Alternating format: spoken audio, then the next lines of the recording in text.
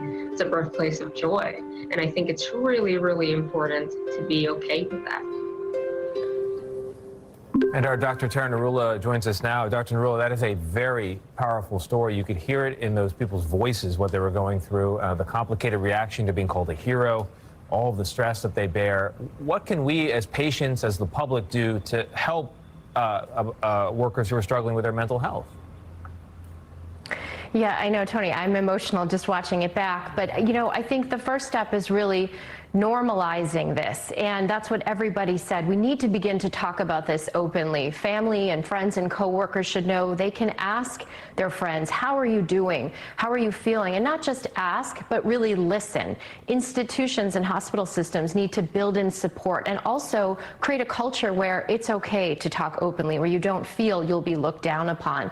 But one of the ironies of this is that it's really our emotions, our vulnerability as healthcare providers that make us the best healers. And Dr. Abdallah said very, very well, when you start to lose that, when you start to lose the ability to connect to someone who's suffering, that's when it's time to actually leave the healthcare profession. Yeah, that's definitely true. Very powerful story. Dr. Tara Narula, thank you very much.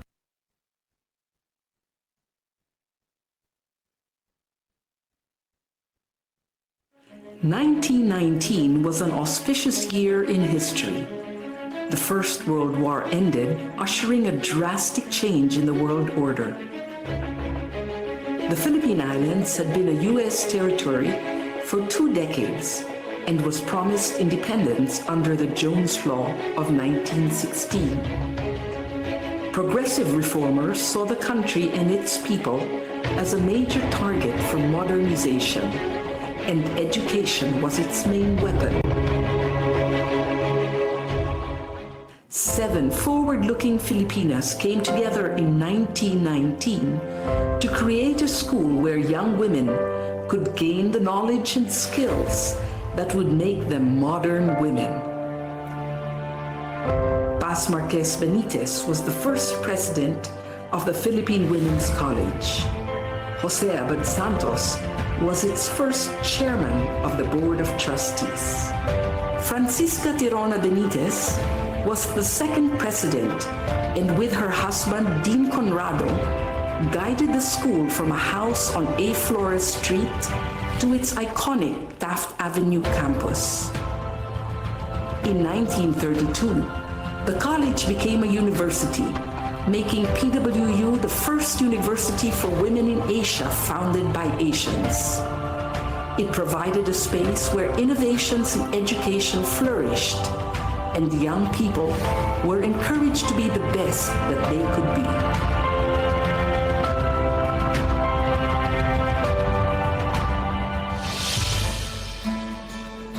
For over 100 years, the Philippine Women's University has been known as a leader in quality education. In 1934, PWU moved into its main campus on Taft Avenue, and since the 1970s has been co-educational. Located in the heart of Metro Manila, it is easily accessible by public transport and surrounded by affordable housing. Today's PWU offers undergraduate and graduate courses in several fields of study. Its business and management programs are responsive to the needs of industry, using evolving technology for global competence.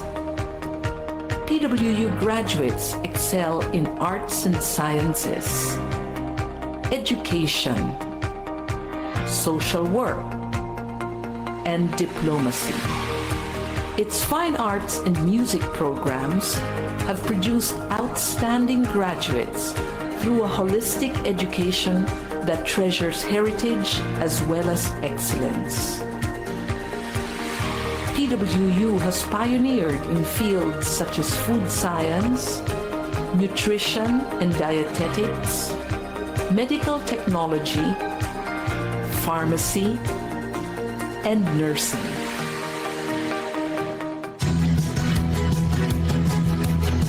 PWU continues to play an essential role in producing graduates who possess the skills that make them competitive in the country and anywhere in the world.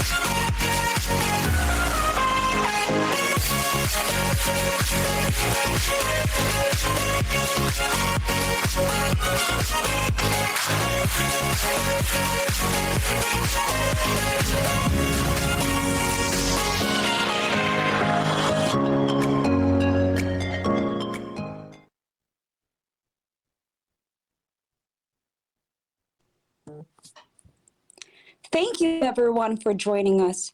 To begin our webinar, we would like to share with you two video presentations that will help introduce our topic for today. Please stay with us, and we hope that you find these videos as informative as we do. My face is killing me. Oh, I think that skin on my nose there is about ready to burst open.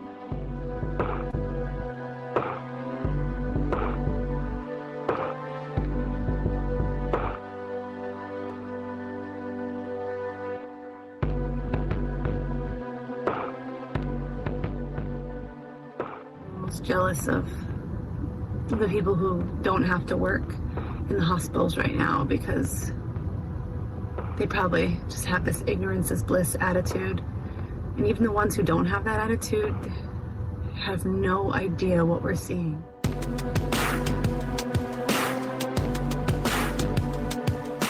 Today is March 31st, 2020. It is April 1st, 2020. It is May 11th.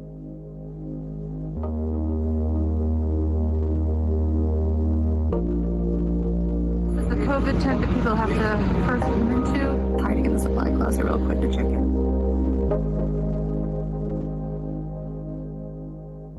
I just keep hearing overhead anesthesia. Anesthesia stat to this floor, anesthesia stat to that floor. They just paged the anesthesia back to the ER for another intubation. It's just these patients are coming in and we're just intubating them so quickly because their airways are just so compromised. It's insane. I've never seen anything like this. It's really nuts.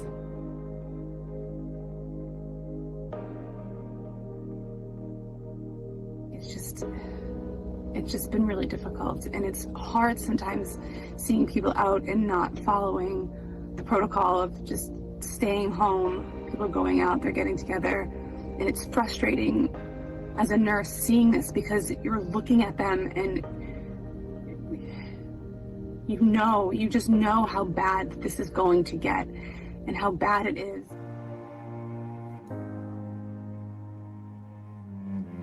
We're so low on PPE, on masks, on gowns, on gloves, on everything, on our wipes.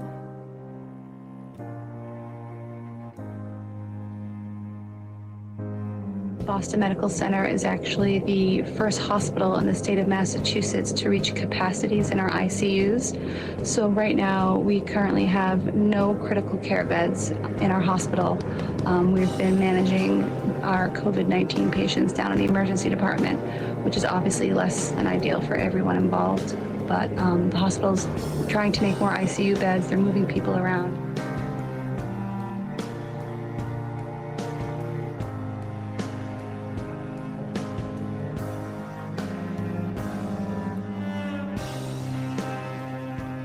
Crazy day. I'm on the trauma team. It's been non-stop. It's just been nuts today. Everyone's so sick. We intubated some people, brought them to the ICU, try and hold off on intubating other ones. My face is killing me. I don't know if you guys can see. It's like this mask is like ripping my face apart.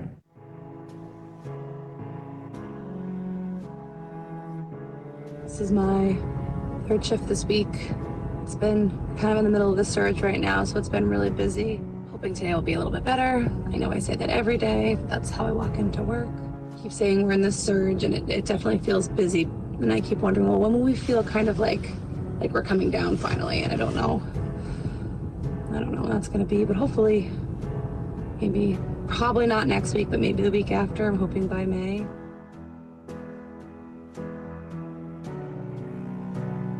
We're still seeing a good amount of COVID patients. It just doesn't feel as scary and as panicky because maybe the acuity is not as high, or maybe just because we're better prepared and we're more skilled as to how to treat these patients. We got this, guys.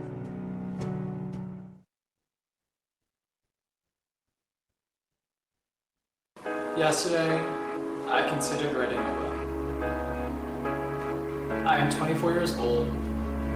I am an ICU nurse in New York City.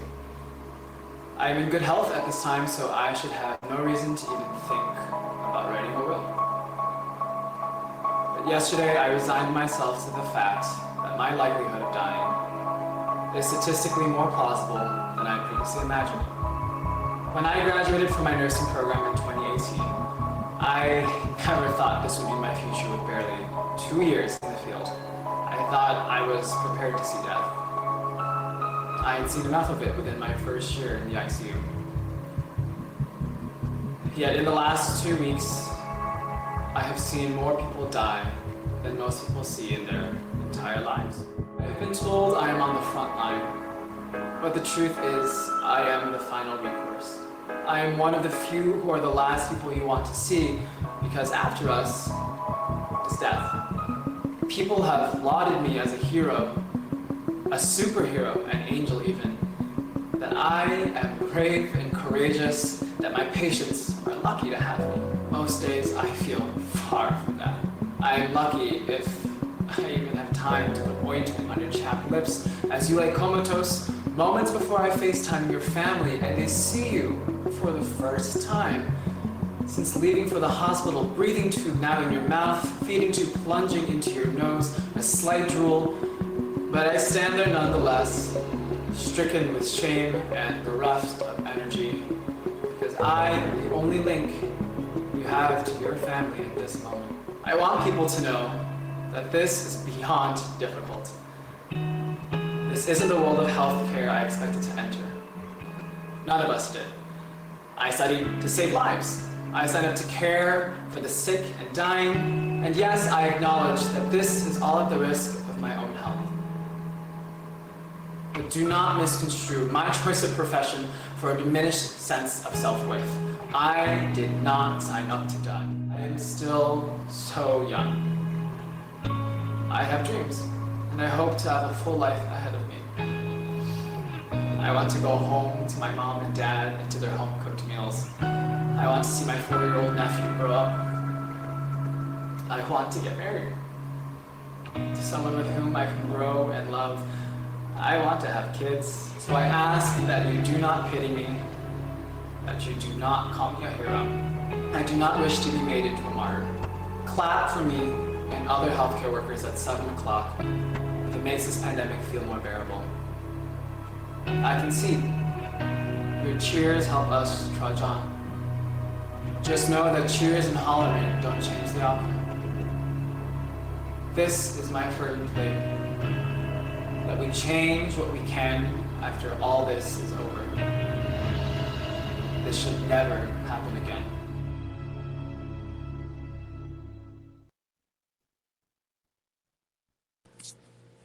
A wonderful day to everyone, or should I say, good morning, good afternoon, and good evening, depending on which time of the day it is on your side of the world.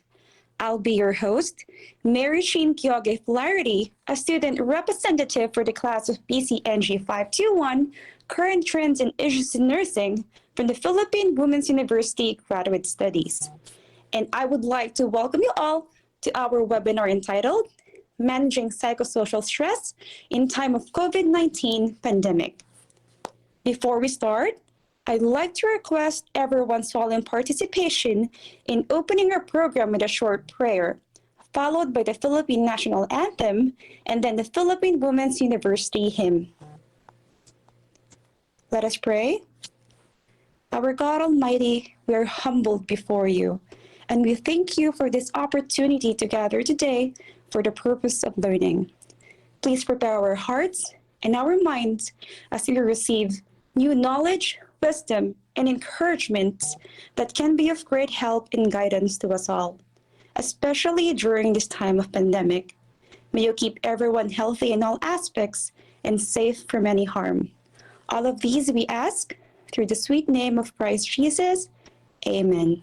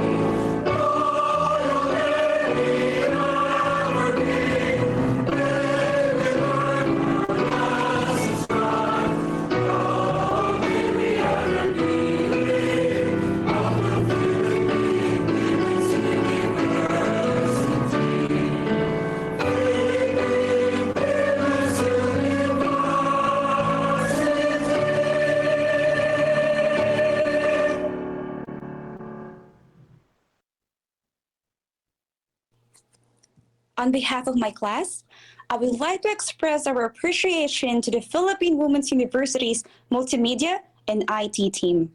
Thank you, Multimedia team, for your assistance in playing the two grand harmonies. And thank you, IT team, for making this webinar accessible to all. Now, for those of you who just joined us, you joined right on time as we are about to proceed to the exciting part of the program. But first, I would like to acknowledge the presence of our professor in BCNG 521, Current Trends and Issues, Mr. Angelo Bunagan. Welcome, Sir Angelo. And to our classmates and other students of PWU from the different parts of the world, welcome to our webinar.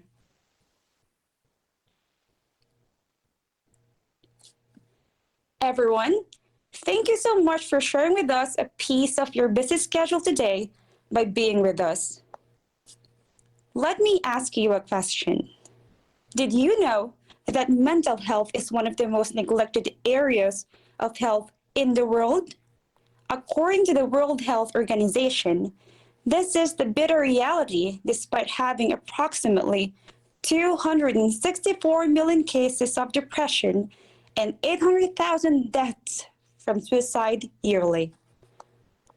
Moreover, based on international studies, these numbers have gone up at an alarming rate with the arrival of the COVID-19 pandemic. Indeed, the pandemic has cast a shadow on our world, and it is disturbing to think that there is a great percentage of people who are in a dark place right now. Reflecting on the above issues, we, the BZNG 521 class, has chosen to tackle today's topic to help raise awareness on this subject through today's presentation. Furthermore, we're optimistic that our webinar will help us all develop a better understanding and a realization of the struggles that humanity is currently facing.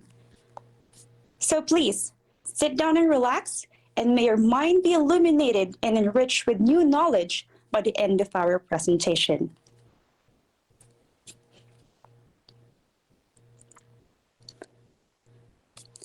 Finally, we now proceed to the highlight of our webinar.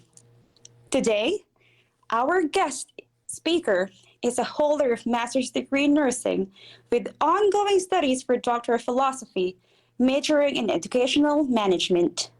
Most importantly, he is the founder and coordinator of the Anxiety and Depression Support Group in Baguio City, Philippines.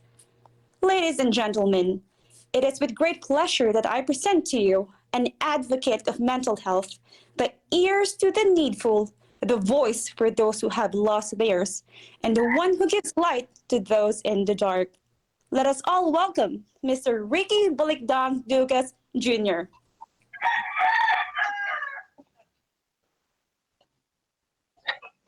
Thank you so much, Ma'am Mary Sheen, of course. Thank you to the administration, management of PWU. And welcome to our webinar. Welcome to Baguio City, virtually. Ayan. And I would like to start our webinar. Okay, can everybody hear me well, clearly? Hello? Yes, sir, we can hear you. Okay, thank you so much. Okay, now I would like to share my slides. Okay. For a moment, please.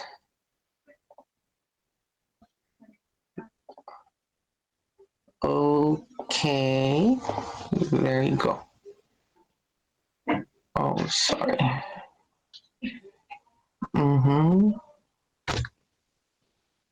Okay. Everybody see my slides? Please, can anyone confirm? We can see this. Okay, thank you so much. So once again, the webinar, the title of our webinar will be Managing Psychosocial Stress in Time of COVID-19 Pandemic.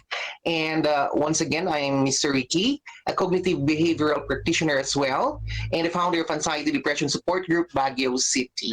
Okay, kanina, we have watched a lot of videos, and that is a very nice start as a situationer. Okay, for you to recognize all the feelings and emotions you've been through for the past 1 year already. Now, before we start, I would like to be guided by our objectives. So after this discussion, the participants will be able to identify the factors in the present COVID pandemic that affected the mental and emotional status of the patient. Okay, let me highlight on this, no? Mental and emotional status, okay? We will be highlighting your mental and emotional status.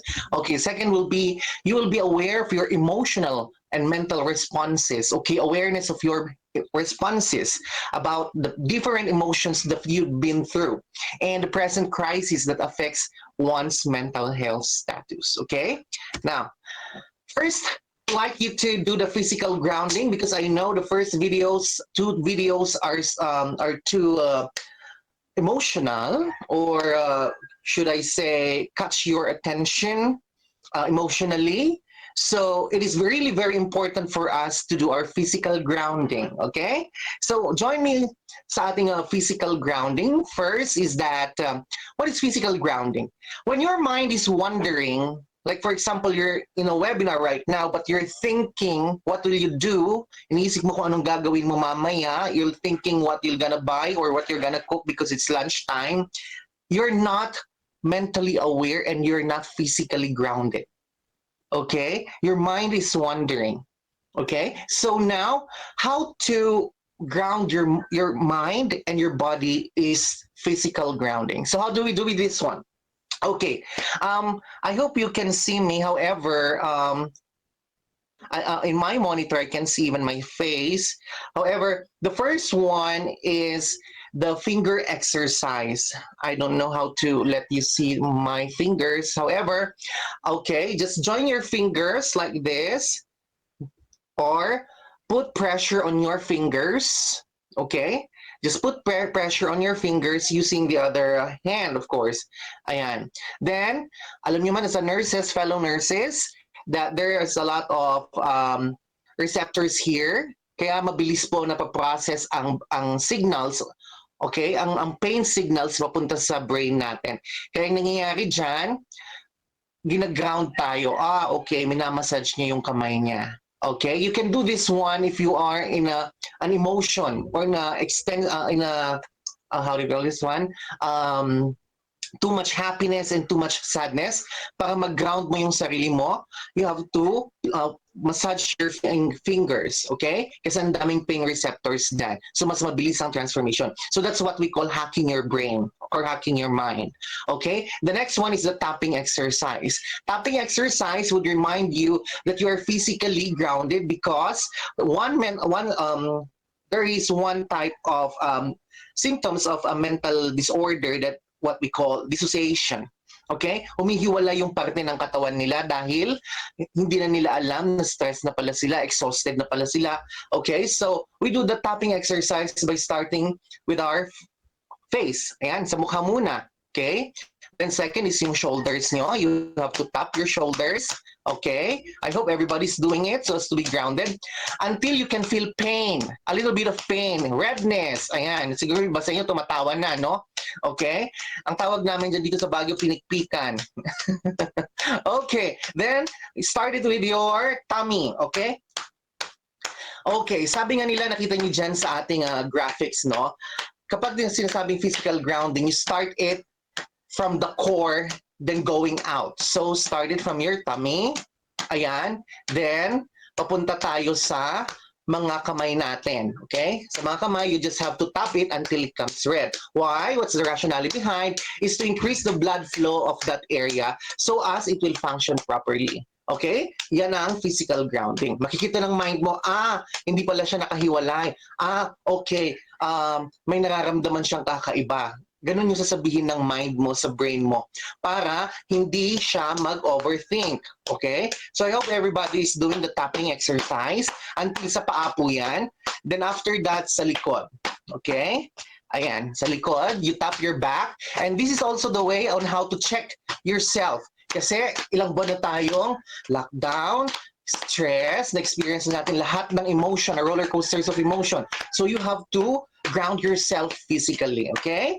Now, inhale, hold, then exhale. Ayan. So mamaya, pag-usapan natin the proper breathing exercise. Okay, thank you so much.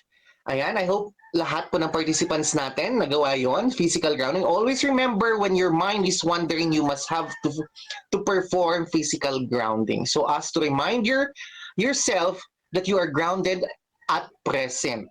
Okay? At present. Now, let's go back. Kanina yung mga videos natin, it shows how the pandemic started. But it started here noong December 2019 locally here in the Philippines because of the Chinese from China. Okay? Then on February 2, 2020, there is the first corona death virus outside China, which is here in the Philippines, okay? Which is here in the Philippines, that was January 2. Now, my question here is, look and assess about yung sarili ninyo. Ano yung ginagawa niyo that time? Are you affected nung nabalitaan nyo na may namatay na ng COVID-19 and coronavirus nung time na yon? Did you feel anything? May naramdaman ba kayo? Okay? Maybe others says, okay, wala. Ako, hindi ko alam kung anong ginagawa ko dyan. Yung iba naman, comatose, deadma. Okay? Walang pakialam.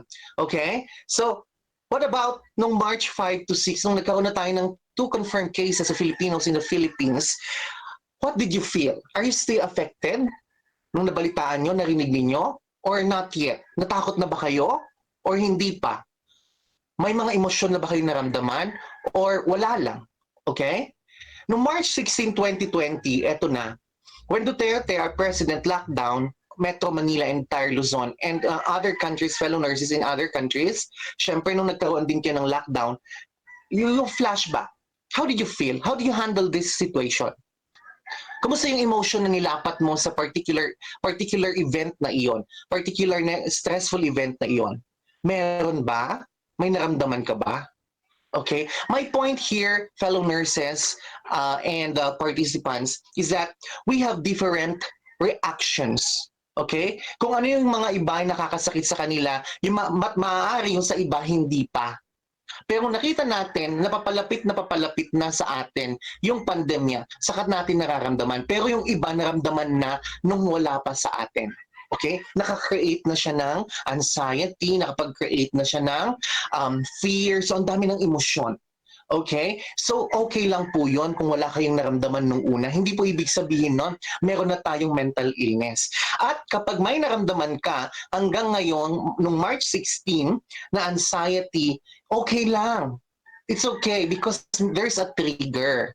Okay? You are still under mental ill health, which means you are experiencing negative emotions, okay, because there's a trigger. So, it's still normal. It's okay. Okay? Now, do you believe questions? You can chat it on the chat box. So let's have some discussion, no? Naniniwala ba kayo that COVID-19 is the greatest equalizer? Okay, you just say yes or no. Maybe, titignan ko lang kung paano ang survey. Okay, tignan natin kung yung iba yes or no. I would say yes. Yes for me, Sir Ducas. Yes, okay, others says yes. Okay, ma'am, let me ask you, equalizer in terms of? Well, sir, what I observed is that because this disease, it doesn't choose who will get the disease. So it doesn't matter if you're rich or if you're poor, kung saan ka nanggaling, if you're susceptible to the disease. Yun po. That's why it's a great equalizer. Yes, okay, I agree with that. And sabi nga ni ma'am, okay, thank you so much. Is that Ma'am Sheena? Sheena ba? Okay. Ma'am Sheen. I'm Ma'am Sheen. Okay, thank you. Yes, that's true. Okay? It's the greatest equalizer kasi wala siyang pinili mayaman ka man o mahirap, senator ka man o hindi, at ang pinakanaunang natamahan ay mayayaman. Kaya yung mga iba siguro nung time na yon, di ba, yung may mga galit sa mga politiko, sorry for that, naging schadenfreude, okay? A French term that being happy, no? Having happy while others are suffering, no? But ngayon, nung dumating na sa kanila locally, no, nagkaroon ng endemic na sa kanila nung time na yon, yun na, no? Nagkaroon na rin siya ng fear, same as the senators and the high-ranking officials. So wala siyang pinili mayaman ka man o mahirap. My point here is that the coronavirus even equalizes emotions. So everybody was affected, emotionally affected. Okay, not hindi lang sa status natin. Hindi niya pinili kung sino ka man, hindi niya rin pinili kung ano man yung nararamdaman. Emotionally, financially, equal tayo. Ginawa niyang, kaya tinawag na COVID-19 is the greatest equalizer. Okay? Next slide is, what has COVID brought us? Ano nga ba ang dinala sa atin ng COVID-19? Okay, why we have to talk about this? We have to talk about this so as to reflect kung ano yung mga emosyon na naramdaman natin noon. Because the tendency natin dito is that we are trying to suppress the emotions that we have, and that is not good. Okay? That is not good. Suppression of emotion is #1 cause of mental illness. Okay? Later on, I'll be talking more about it. But what has COVID-19 brought us? Number one, there is panic. Okay, others say, oh, hindi ako nagpanic, no? Yung iba nagpanic buying, pero yung iba panic lang kasi yung iba walang pang-buy, kaya panic lang. Yung mga OFW natin, di ba? Nagkaroon tayo, yung mga tulad natin, mga katulad ko na OFW na nurses noon. No? I'm an OFW as well. Ngayon, nagkaroon din ng panic, di ba? So lahat ng phone calls sa'yo, hindi na hello, no? Yung mga nasa abroad natin na mga participants ngayon na nurses, na, tulad nating nurses, hindi na hello ang pagsagot mo, no? Sa mga kamag-anak mo. Ang pagkasagot mo sa telepono, sabihin mo kagad, magkano? Di ba? Because of the panic. Then ikaw naman, magkano? Then, ikaw naman, oo, naintindihan ko kasi, you know, everybody was panicking, no? To buy the resources and everything so as to survive, no? Next, what has COVID brought us? Fear for us frontliners. Sinong hindi natakot sa atin? Diba? Everybody was feeling this emotion. Okay? Feeling of the acquiring. Sabi ka kanina ng video ng isang frontliner natin, natatakot siya baka makuha niya yung sakit, maiuwi niya sa pamilya niya. Okay? Okay. Now, what else? Death and doom. Sabi nga po kanina na the first situationer in our video is that he signed the last will and testament. Okay. Others might say, oh, this is the end of the world. Okay. It's a doomsday. Okay. This COVID brought us these different scenarios or emotions. Now, next, envy. Envy sa school, of course, sa economy, sa pagbibigay ng ayuda and everything, kahit nasa abroad ka, pero you are so engrossed with the situations here in the Philippines, then still, nung nabalitaan mo walang natanggap yung mga kamag-anak mo, you feel this particular emotion, no? Now, relief, nung walang natanggap yung kamag-anak mo dito sa Pilipinas, you feel hurt. No? And yung mga participants natin nandito sa Pilipinas, nakakita kayo ng relief, may emosyon ba na nairarating sa inyo? My point here is that our emotions are attached sometimes to things.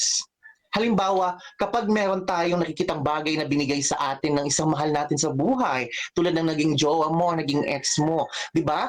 May time na kapag nakita natin yung ibagay na yon, ang tendency ng mind natin, automatic yan. Click yan kaagad, na kung saan babalikan niya yung mga nakaraan at ibabalik niya yung emosyon. However, this is a different scenario. Once na may tao tulad natin, no, may mga iba't ibang klase ng tao in handling emotions. Kapag nakakita sila ng relief, maaalala nila this COVID-19. And it would be really hurting for them because baka sila yung pinaka-apektado. At the same time, this thing will remind all those things that happened, and ang masama dito, ibabalik niya din yung negative na emotion. Okay? Pag binalik yung negative emotion, that's the time started panicking, overthinking, catastrophizing, catharsis, or everything follows. Okay? Yung iba, nag-anger dahil lang dito sa relief kasi baka inuwi ni kagawad at ni kapitan, o di ba? So there's a lot of emotions na nailala sa atin. I'm localizing excuse me, I'm localizing these experiences here para po sa ating mga OFW, para po makita natin, no, kung gaanong impact ng ating ng sitwasyon dito sa Pilipinas at sa ibang bansa. You try to compare, no? Let's try to compare. And similarly, yes, there's similar na nangyari. However, ang na-assure ko dito is that we have felt all the same feelings. Next, of course, the SAP, yung isda ay social amelioration pala. Oo, 'di ba? The ayuda. So it created a lot of emotions, no? So yung family mo as a participant dito sa Pilipinas, no? Yung family mo din nakatanggap, yung iba nakatanggap. So there's a lot of emotion. It creates emotions, no? Next, sharing also. That's an emotion na ating nakita nung pandemic. This is only the positive values na nakita natin nung pandemic. We started to share our resources, share our time for others. So meron din naman na dulot na maganda ang COVID-19. Okay? The nurses, I would like to emphasize this. You shared your time and your life in taking care of your patient, non-COVID or COVID. You still have the power and the strength to wake up at isuot yung mga layers of protective gears just to perform your task. You shared a lot. Okay? You shared a lot. Faith and hope. Nalalabas kayo sa ward na inyo na okay kayo. Faith, you tried to bargain, di ba? We have the process of emotions like, di ba, yung dabda, if you can remember the dabda, there's the word bargaining. You try to bargain with the Lord. Lord, help me, help me to be healthy, protect my family, protect myself. I want to go out here alive. Maggawin mo lang po yun. Tutulungan ko lahat ng mga pasyente ito. That's bargaining. You've reached that point. And through that, you develop the hope, the values of hope. May pag-asa pa. May pag-asa because the scientists are doing things and you are holding on with your spirituality. And that is a very nice thing about what COVID brought us. Now, but the question here is that, but still it continued. Nagtuloy-tuloy siya. Akala natin okay na, akala natin hindi, tapos na because bumababa na. Hindi pa pala. So, during the March, April, May, nung tumatagal na tumatagal, nag-iiba na yung emosyon natin. At first, we are relaxed during the February time kasi everybody was like, na-postpone lahat ang klase. Yung mga nanay, masaya sila, walang pasok, no? Yung mga anak ninyo po na nandito sa Pilipinas, nagchichilak sila. However, nung tumatagal pa yung panahon, nung araw na being locked down at home, nag-iiba na yung emosyon ng mga tao. Nag-iiba na yung emosyon ng mga bata. Okay? Now, nung nalaman pa natin na there is what we call lockdown, partial lockdown, travel ban. So this created a lot of negative and mixed emotions. Okay? Now, it created also and brought us uncertainty of something, our economy, your livelihood. Okay? Others see, look at the picture. This is here in Baguio, and the uncertainty that it brought. Okay? Tinatapon na lang nila yung carrots, no? Nabalitaan niyo siguro ito even abroad. What else here? The small SMEs, no? Nagkaroon ng uncertainty because they don't know kung may tutuloy pa ba nila ang kanilang negosyo. And even abroad, yung mga may negosyo na ating fellow nurses dito, may investment dito, there's uncertainties, no? Then of course, the uncertainty of job. Maraming na napauwi, maraming napauwi. Pag-uwi dito, wala na silang alam gawin, nag-stay na lang sa bahay, no? And nagkakaroon na ng iba't ibang emotions sa kanila. Okay? And of course, this is the present scenario. We have 3 waves of our scenario. The wave 1, wave 2, wave 3. The wave 1 was physical health crisis, which we are experiencing right now, together with the wave 2. Now, the wave 3 that is starting is mental health crisis. Alam niyo po ba, dito sa Baguio pa lang, Baguio alone, ngayon pa lang, first quarter pa lang, we have recorded 4 suicide cases. So see, this is the effect of this COVID pandemic. And this particular emotions, negative emotions, na naibigay ng pandemic na ito. Okay, that is my bell rule. Hello, are you still with me? Okay. That is my bell rule. Kapag narinig niyo po yung bell na yan, first and foremost, kumuha po kayo ng tubig, then inom muna kayo. I'll give you 30 seconds to drink water. Okay? Okay, tayo, then stretching. You stretch. I hope you're doing it. Kahit hindi ko kayo nakikita. We're doing it, sir. Oh, very good. Okay, that is my bell rule. Okay, nagulat siguro yung iba, no? Kala nila, ano yun? May sunog. I thought it's recess, Sir Ducas. Recess. No, my bell rule. Okay. Okay, so napag-inom na kayo ng tubig, you have to do your stretching. Thank you. So, as I was talking about the present scenario, okay, we are here at the wave 3 of mental health crisis. Now, the most anxiety-provoking word today. What do you think is the most anxiety-provoking word today? When you hear this word, it creates anxiety. Okay? You felt anxious about it. Okay? Do you have any idea? Please chat on the box. I'll give a prize. Okay? Ang prize po na ibibigay ko ay, okay, malalaman po mamaya. Parang wala akong hindi ko makita ang chat box. Anyways, meron akong monitor naman dito. Okay. Meron ba? May nag-chat ba? What is the most anxiety-provoking word of the day? Meron ba? May kwento ba? Wild guess? Can I say what mine is, sir, while you're waiting? Sure, ma'am. Go ahead. Well, for me, it's the word positive. Okay, very good. It is the word positive. Yes. Yeah.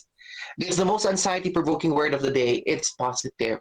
Okay, why? Because ayaw, di ba, kapag nakarinig tayo ng positive, ayan na yung emosyon. Okay, my point here is that this word created a negative emotion. Instead na noon, oh, stay positive ka lang, pero ngayon parang hirap mo nang sabihin, oy, sana maging positive ka, di ba? O, sino namang kwan, di ba? Sana maging positive ka, o, di ba? So, hindi na natin nagagamit ngayon, no? Minsan tinatawag na natin toxic positivity, no? Ginagamit din natin ito sa toxic positivity na tinatawag. However, this is the most anxiety-provoking word. Why? Because this word, positive means lockdown, quarantine, di ba? Positive means distancing. Ano, alam niyo ba naging epekto nitong distancing kapag wala nang the pandemic, no? Others, nakikita ko kahit wala ng pandemic, baka ang pwedeng mangyari nito is that pag okay na tayong lahat, ayaw na niyang makipaghalubilo. Pag nakita siya ng grupo ng tao without mask, ayaw na niyang sumali because nakalagay na sa mind niya na distancing. Okay? So magkakaroon na siya ng, siguro sabihin na nating social behavior na kakaiba. No? So next, disconnection. Okay? When you say positive, we are being disconnected. You are disconnected with your families because you are abroad. No? Na pinaplano mo, I want to go home to relax, sana makasama kong pamilya ko. But then again, nangyari itong pandemic. You're disconnected with your own family because you're rendering your duty. You see that scenario before, right? Okay? Prinastic niya yung bata para lang makasama niya, para lang mayakap yung anak niya. So this created a lot of emotions. No? Next, disconnected with your friends, with your important people with your life, right? Your teachers, maybe your mentors, no? Work. Okay, you're disconnected with your work because you want to secure your future. And of course, people. You're disconnected with people. But here is the thing. We are disconnected with our culture. Can you imagine that? You are not allowed to grieve. And this is very important. You must have to grieve to release that emotion, that negative emotion that you have experienced. However, yung mga namamatay sa COVID, tayo mga nurses, dati nakikisimpatya tayo sa mga pasyente nating namamatayan. But now, no. Diba? Even the family, pag-uwi paglabas ng family, ay paglabas ng pasyenteng patay na, pagtanggap ng pamilya, sunog na. Diba? Nasa isang jar na. So they're not allowed to grieve. Hindi pa nila nakita yung kapamilya nila. So like nurses, meron tayong transference and counter-transference na tinatawag. Those emotions, kapag pasyente natin yun, kawawa naman to. Ito yung nakita kong pasyente. Ito yung lumalaban na pasyente na nakita ko. Pero hindi niya nakayanan. Tapos hindi pa makikita ng pamilya niya. Tapos ito pa yung pasyente na kinausap ko at pinapisil ko yung kamay niya. Na nung tinanong ko, kaya mo pa bang lumaban? Pasilin mo yung kamay ko, pinisil niya. See? But then again, hindi niya nakayanan.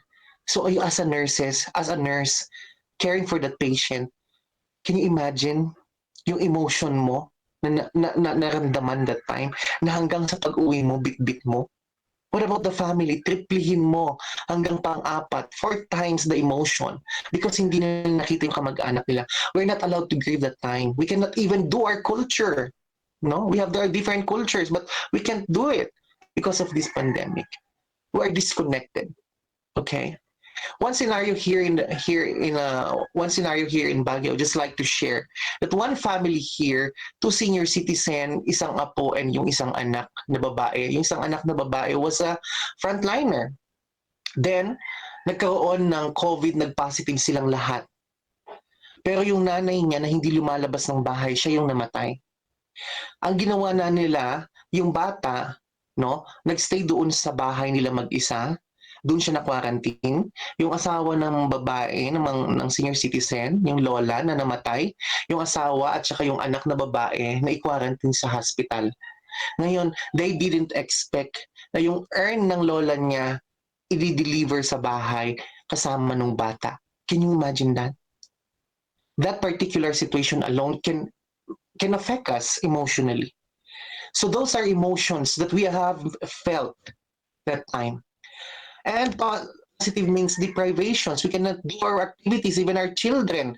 They cannot go out. Naawa tayo. We feel bad for them because they cannot go out. They cannot play.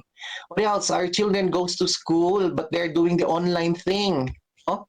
What else? We cannot travel. We cannot travel with our family, our loved ones, or with our friends. Our senior citizens are deprived from those activities that they love, right?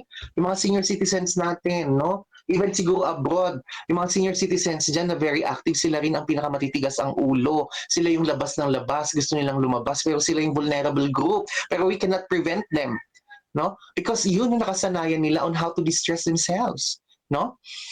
So positive brought us also isolation. The tendency there is you're alone as an OFW, as a nurse. You isolate yourself and try crying every now and then. If you experience this emotion, let's process it later. Isolation in the sense of lockdown, idleness, wala tayong ginagawa. So that's the reason why our mind, no? Our mind is working. Kung ano-anong iniisip natin, nakikita natin, ini-interpret natin, no? Ang tendency nun is nagkakaroon na tayo ng problema dahil kalaban natin mismo ang mind natin. I would just like to emphasize that mind is different from the brain. Kahit isang truck ng sa anti-psychotic drugs, depressive drugs ang inumin mo para magamot yung brain mo, eh walang kwenta po yan. Because mind, kasama po dapat yan. Walang gamot po ang mind. Ang pinag-uusapan po natin dito is the mind part. The mind. The mind in the emotion because wala pong gamot yun. Okay? So, here, idleness, the mind is working. Okay? Okay. Next, can you see that report here in the Philippines, the violence that brought about by this lockdown and positive? No? Ang daming incest, rape, and everything. No? Nakakagulat. Ang daming krimen na nangyayari sa loob mismo ng tahanan. Okay? Now, work from home, right? For the participants here in the Philippines, no, you work from home, dati-dati nakikita kayo ng anak mo umaga, gabi, pagkatapos ng school, right, and work. Ngayon, halos araw-araw na kayo magkasama, kaya ang nangyayari, nagkakaroon na kayo ng family feud at clash of titans, no? So, yun ang nangyayari. So, ayun na. So, yung stress ninyo, ipoproject niyo na sa anak ninyo. You feel guilty about it, let's process it later. Next, homeschooling, right? Can you see that? Oh, yung bata, hindi alam ng teacher, may hawak pa lang patpat yung lola, no? Para lang mag-aral ng maigi yung bata. Okay? These are the things that brought about by the word positive. Okay? Displacement from work. Nung tayo po mga OFW, kapag ganun may pandemic, kung ako yun, tas nandyan, maaaring gusto ko nang umuwi, kung alam ko lang. But then again, hindi natin alam. Right? No one was prepared about it. So now, ang daming nagsarang company, ang daming nag-strike dito sa Pilipinas, ang daming nagsara. So displacement from work and livelihood. Okay? Next, poverty. Poverty. I would like to emphasize on this because the next pandemic will not be, the next pandemic after mental health or together with mental health is poverty. We will not experience it now, but we will experience it at the third and fourth quarter of the year. Okay? Because we don't have resources anymore. Okay? We use our resources nung mga naipon natin noon pa. Okay? That's what positive brought about. Naibigay ng word na positive. Okay? Next, exhaustion. Which is I would just like to emphasize sa ating mga frontliners ngayon. Are you exhausted? Are you still denying it? Oh, kaya pa yan, no? Can you see that picture? If you feel that way, let's process it later. Okay? It's really very important. Before, that is the scenario. Without protective measures, ang taas. Then ang baba ng with protective measures. Ang healthcare system natin, andyan, mas mababa pa sa without protective measures, no? Now, I would like to ask, what have we experienced and continue to experience? Mental health concerns. And what are the mental health concerns? Number one, there is stress. Okay? 2 is depression. 3 is anxiety.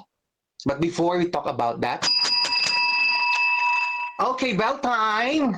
So next, can you please do the tapping exercise? Tap your stomach. Increase the blood flow of your stomach. Okay. Next, increase the blood flow of your shoulders. Okay. Your legs. And of course, grounding, itapak niyo yung paa niyo sa floor. Okay, dapat nakatapak yan, nafe-feel niyo yung floor. Kung hindi niyo po nafe-feel yung floor, dalawa lang po yan. It's either meron po kayong dissociation or hindi po 3 feet po ang height ninyo, okay? Yun lamang po ang ibig sabihin yan. Biro lamang po. Okay? Okay. Now, inhale. Proper deep breathing exercise tayo, ha? Exhale. Okay. So, thank you so much. I hope ginawa ninyo. Nakikita ko yung mga hindi gumawa. Charot. Okay. Now, next. Let's talk about this. The first part are those emotions that we experience, right? Now, ang point dito is that, did we able to manage it? Na-manage ba natin ito? May tayong tinatawag na coping and adapting. Did we cope? Did we adapt? Okay? But now, kailangan mag-survive. Because if these emotions are suppressed, these emotions are not ventilated well and processed well, ang tendency then is magkaroon po tayo ng mental illness, mental health concerns. And number one there, na kapag nagkaroon na tayo ng exhaustion, nagkakaroon na tayo ng fatigue. Baliktad. Kapag nagkaroon na tayo ng fatigue, magkakaroon na tayo ng exhaustion. Which exhaustion can lead to your stress. You cannot able to handle and manage your stress. And if you are not able to manage your stress, it creates depression. It creates anxiety. Okay? Now, isa-isahin po natin. Mental health as defined by World Health Organization 2019 is like a crop. Okay? Palay. This is what we call palay na kailangan po nating diligan every now and then para mabuhay. Ganyan po ang mental health. So, crop means cope. You are able to cope. It's a state of well-being that you are able to cope with normal stress. There is what we call normal stress, right? Realize your own potentials. Next, realistic perception of events. Offers and contributes to the family. You are able to perform these things, productive and fruitful. Assess yourself, okay? That is mental health, okay? Mental ill health, yun yung sinasabi ko kanina, na short-term anxiety, short-term, because there's a trigger, there's a negative experience, no? So, it's okay. That's mental ill health, okay? But mental health says, you will be able to cope, you realize, and you will be productive and be able to contribute to the community. Yun ang ibig sabihin po ng mental health. Okay? Next. After 12 months, 1 year na po ang nangyayari, my fellow nurses and participants, management, 1 year na po of waiting and praying, kailan po ito magtatagal? Kailan po ito matatapos? No? Ano ang naging stressors po natin? What are the stressors that we have experienced? Number one there, of course, is the culprit of everything, the culprit of the emotions that we have felt. Second, those are our personal issues. Marami tayong iniisip. Yun yung mga naging stressors natin. Next, ano yan? Demanding clients or patients, right? May mga demanding clients and patients in the middle of pandemic. There's to and consider it, no? Okay, why that is this happening? Let's talk about that later. And of course, difficult team members, no? In a hospital, merong isa talaga nakalaban ng nurse dyan. Aminado ako, I have. May isa talaga na kontrabida kapag nakikita ko yung mukha niya, parang gusto ko nang mawala dun sa ward na yon. Okay? At kung kasabay ko sa duty, ayoko makasabay. Kasi it creates an emotion, a negative emotion. I have to admit that I have that difficult team member. You have to accept. And of course, later we will talk about on how to manage it. Lack of affirmation and recognition and contribution at work. But now, pandemic, no? Nung pandemic, yung mga frontliners natin, bonggang-bongga tayong sinaluduhan. Mas lalo po sa ibang bansa, ginaya ng Pilipinas. We have the 3 o'clock clap, no? Palapapalakpakan natin mga frontliners natin, sasaluduhan natin. Pero dito po nakakainis lang dahil may mga frontliners na binuhusan ng ang tawag nito, binuhusan ng bleach, no? May mga frontliners na hindi pinapasakay. So, see, then, nung time na yon, saka na-realize nila na importante pala ang role ng mga nurses na tulad natin sa ganitong pandemic. Frontliners tayo. Tayo, sabi nga kanina sa video, I felt that it wasn't. I felt that tayo yung unang mamamatay. Tayo yung panangga. Tayo yung panangga nila sa pandemya. Okay, now we're doing this. But still, lack of affirmation and recognition and contribution at work creates a negative emotion. Okay, creates a feeling that's still not satisfied us, that's still not appease ourselves. Okay, those are the emotions. Next, demanding or due dates. Okay, ang mga participants natin, administration, your due dates, right? You have your due dates kahit pandemic because you're working at home. You have to juggle your kids. Juggle mo yung work mo for your kids and your family. Habang nagluluto ka, you have to do your task still, no? So parang mas stressful na siya, no? Next, ano pa? Ang naging stressor natin is our own health and mind. Okay? Lobat na tayo. Okay? So do you know that there is 3.6 million Pinoy suffer from mental health disorder? This only in the Philippines, OFW are not included. Okay, 3.6. Nakita niyo ang mga boboto sa susunod na eleksyon, 3.6 Pinoys with mental disorders. Oh my God. No, just kidding. Okay? But this is in reality the effect of what is happening right now. Sabi nga natin sa nursing, present reality. And I am presenting the reality. Because when we talk about mental health, we have to present what is really happening, what emotion really is happening. We have to accept that emotions. Next, so we need to talk about it because we need to heal ourselves so we can heal our family, our workmates, and our patients. In order to help others, we first need to heal ourselves. To heal ourselves, we need to know how to deal with our emotions, pains, deprivations, and of course, our unresolved conflicts. Because we cannot give what we don't have. How can you love others genuinely, your family and your patient, if you don't know how to love yourself? Self-care. Okay? There's an old adage in Africa that says, do not believe a shirtless man if she or he offers you a shirt. Okay? Because you cannot give total healing to your patient if you don't know how to heal yourself emotionally. You're just creating toxic positivity. Okay? So this is why the purpose of this webinar is let us start healing ourselves from these particular emotions. And let's talk about on how to heal ourselves and how to let go of those negative emotions. Okay?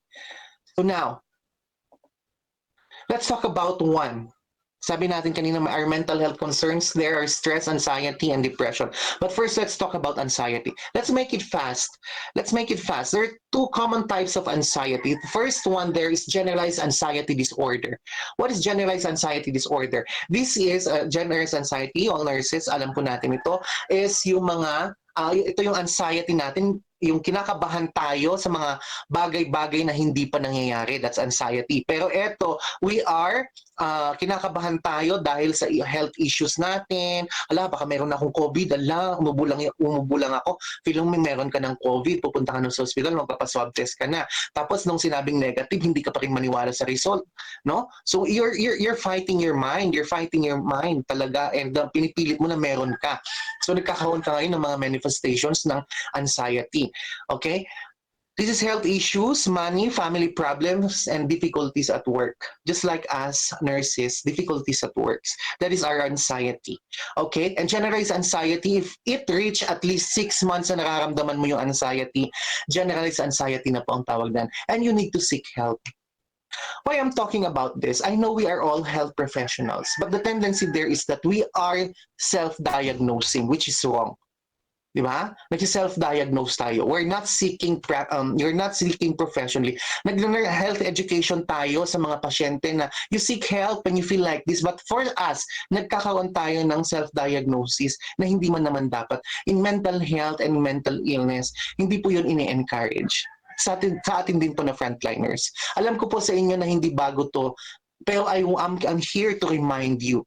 Okay? I'm here to remind you that if you experience this one, do not self-diagnose. Allow yourself and accept that you need the professional help. Okay? Okay, 6 months on generalized anxiety disorder. The common type of anxiety disorder also is panic anxiety disorder. This is my physical manifestations na po ito, like pounding of heart, sweatiness, weakness, faintness, and dizziness. Okay? Ang iba may impending doom. Feeling nila mamamatay na sila. Yung iba, sinasabi nga sa akin na meron na akong schedule ng pagkamatay. Meron na akong date. Okay? A fear of losing control. Feeling nila mababaliw na sila. Okay? Yung iba nahihirapang huminga. Yung iba ayaw nila sa maraming tao. Okay? Ngayon, yung panic nila hindi natin alam kung kailan darating sa araw. Okay? Anytime pwedeng magkaroon ng panic anxiety. Okay? Any time of the day. Okay? Like for example, one of my client here, my patient here is that alam niyo naman may panic siya. No? Umupo siya sa dulo ng jeep tapos bigla siyang tumalon sa jeep. But he got no plans in jumping. He got no plans to hurt himself. No, wala siyang kaplano-plano. But ang panic anxiety disorder kasi, you can no longer control your muscle reflexes. Kung anong sinabi ni mind na biglang pumasok sa mind mo, gagawin talaga ng mga muscles mo and reflexes mo. Okay? Just like pag sinabi niyang talon, tatalon ka talaga. Pero you don't have any plans. Okay? Next, yung iba dyan, yung anxiety nila, meron silang globus na tinatawag. There is a globus sa throat nila, lump in the throat. Okay? Kakaroon sila ng lump sa throat nila, which is, yun, is a sign of panic attacks na kung saan kapag magpapa-endoscopy ka, wala namang makikita. All the laboratories here are normal. Okay? That's panic anxiety disorder. So, kapag nagtagal yan, you must have to seek professional help. Okay? Of course, panic attack can be treated successfully. Okay. Now, let's talk about stress. Okay, let's talk about stress. Now, stress is something, okay, let me make it simple. Stress, alam po natin naman ng stress, no? That it was defined by Selye in 1948 that stress needs or demands any coping and adapting. Okay, it demands coping and adapting. But now I would like to say that at this time of pandemic, stress demands coping, adapting, and surviving. Okay? And now, what are the different type of stress? Alam po natin to, right? No stress, eustress, and distress. Okay, everybody, if I ask you who wants no stress, alam ko sa inyo, ang lahat magtatayo ng kamay na gusto nila no stress. Okay, but here is the reality. If no stress, ayan, no excitement, no challenging, lethargic, dull, at lack of energy, yan po ang no stress. So, ibig sabihin, there is a normal stress called eustress. You're energetic, successful, positive, fulfilled, and having a meaningful life. No, that's eustress. And I want you, ma'am and sir, as a frontliner, that if there's something or experience na kung saan, after doing it, no, will make you, or after doing that activity, will be rewarding to yourself, please do not label it as stress. Always remember na kung ano ang nirecord mo sa utak mo, yun po ang gagawin kaagad ng utak mo the next time na mangyari yun. Halimbawa po, okay, let's have the scenario sa patient natin. No? Na kung saan kapag nag-ring your bell or meron tayong code na tinatawag, ay stress na naman to. Because you labeled already that a particular situation as a stress. Ang mangyayari niyan, mag-release ang katawan natin ng stress hormones. But if we condition our mind that is a eustress because it is part of our job, then konti lang ang may lalabas na hindi tayo masyadong stressful. No, hindi magiging masyadong stressful ang gagawin natin because we label that event as eustress. It's a normal stress. So as we will be a person full of energy, successful, positive, fulfilled, and having a meaningful life. So my point here is that label it properly. Label your specific experience properly. Okay? Like for example, sa mga parents po natin na participants dito, the module, do not say that the module is a stressor. Sabihin niyo sa anak niyo, it's a eustress, it's a normal stress because after doing that module, you'll finish school. No? Mag-graduate ka. Okay? That's how we condition the mind of the children para the next time around hindi na magiging stressful pag nakita siya ng module. Ito na, this is eustress, this is eustress because it is rewarding. Okay? Ganun po ang mind natin. Napansin niyo po ang mind natin, hindi po yan natutulog. Like for example, nagkaroon tayo ng experience na negative. Tapos ang una natin na ginawa is uminom tayo. O di ba? The next time na maulit 'yon, hindi natin plinano pero iinom tayo kasi yun yung naka-code sa utak natin. Memory card po ang mind natin, no? Like for example, na-stress ka sa work, ang sasabihin niya kagad, mag-yosi ka. No? Yun kagad ang response. Kasi ang utak natin, ang mind natin, ay very powerful yan. I-record niya kung ano yung specific stress and yung response mo sa stress. Tapos sasabihin niya kung ano yung gagawin mo. Hindi mo naman pinaplano na mag-yosi at this time. Hindi mo naman pinaplano at nauminom at this time. Hindi mo naman pinaplano na mag-distress at this time. But ang mind mo, uutusan ka talaga kasi feeling mo yun yung mga pag-relax sa'yo. Okay? Of course, distress ang iniiwasan natin because this is your disappointed, irritable, grumpy, failure, illness. Ayan, madali ka na magalit sa hospital, di ba? Wala ka ng patience sa pag-deal sa clients and natin sa hospital, no? So these are the types of stress. Gusto ko lang ipakita dito na in stress, it is still productive. Kapag na-stress tayo, under eustress po tayo, nagiging productive po tayo and it's okay. Pero nakita nyo kapag stress daw kayo, ganyan ang itsura nyo. Kapag ganyan pong itsura nyo, alam nyo na. No, I would just like to emphasize here the fight and flight responses. Why? Because in stress, we have only 3 responses to stress. EF, flight, freeze, and fight. Okay. Like for example, nakakita tayo ng aso, yun yung ito po yung ating tawag nito, sa fight or flight response. Ito po yung pinaka-traditional na example natin, di ba? So I would just like to remind everyone that we have only 3 responses to stress, the flight, freeze, or fight. Okay. Pag nakakita ka ng aso, nakakagating ka ng aso, anong gagawin mo? 3 lamang po yan. Kapag nag-flight ka, you deny the reality. Kapag dininay mo, magkakaroon tayo ng psychosis. You're moving away or giving up, or it can lead to suicide. That's flight response. And during the stress, if you perform the freeze response or yung response mo is freeze, your paralysis, you can no longer act on the problem. Nagkakaroon tayo ng apathy and indifference. However, if we fight, okay, you need to overcome and resilience is being developed when you fight. Sabi ko kanina, yung aso, di ba, pagkakagatin ka, 3 lang response mo. Flight, tumakbo ka, freeze, manigas ka dyan hanggang kagatin ka niya, or fight, kagatin mo din yung aso. Okay? Ganun po yun. But we are here as a frontliners to always fight, to increase our resilience. And I would like also to emphasize the grit as a values of a nurses, no? Na go, push, kaya yan, go lang, no? Go, no? The grit. Okay. So that's the 3 responses to stress. So syempre, kung mamimili ka na, piliin mo na yung fight. And i-code mo na sa utak natin. Okay? Okay. Understanding stress, of course, alam po natin that there's a release of chemicals called cortisol, and it constrict your blood vessels that causes hypertension and increased heart rate. This is the normal blood vessel, of course. Nakita niyo po yung constricted and non-constricted. So yan po yung mga epekto. We are nurses po dito, no? We're practicing. I would just like to remind you the effect of stress, of course, because sometimes the basic, yun po yung nakakalimutan natin. Okay? Release of gastric acid, alam po natin yan na kapag mataas po ang stress natin, nagkakaroon po tayo ng mataas din na cortisol, which is the stress hormone, di ba? Then, kapag na-release po yung gastric acid natin, nakita natin dito yung stomach sphincter natin, yung sphincter natin dito sa lower esophagus natin, di ba? Parang pintuan yan kapag kumain tayo, di ba? Magbubukas at magsasara kapag katapos natin kumain. Then, kapag nag-release po ng maraming gastric acid just because of stress, that color blue, no? And the most powerful acid, no? Isa sa mga powerful acid is the gastric acid.